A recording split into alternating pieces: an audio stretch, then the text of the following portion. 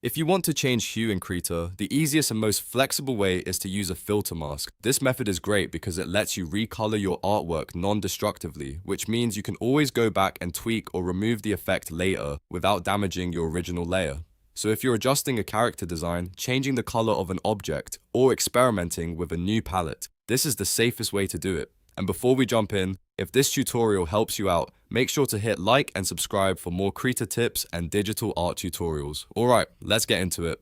First, open your Krita project and look over to the Layers panel. The very first thing you need to do is select the layer that you want to recolor. You can click a single layer, or if you want to affect multiple layers together, select the whole group. This is important because the filter mask will be attached to whatever layer or group you choose, so make sure you pick the right one before moving on. Once your layer is selected, right-click on it to open the Layers menu.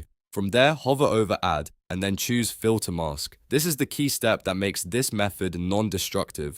Instead of directly changing the pixels on the layer, Krita will place a mask over it, so the effect stays editable.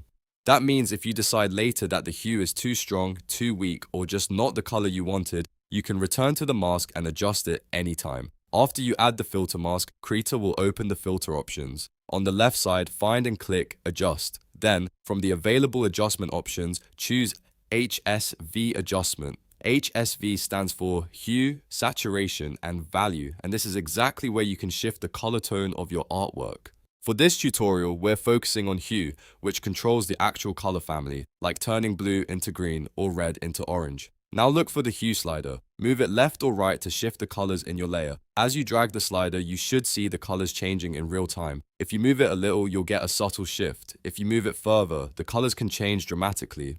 Take your time here and adjust it until the result looks right for your artwork.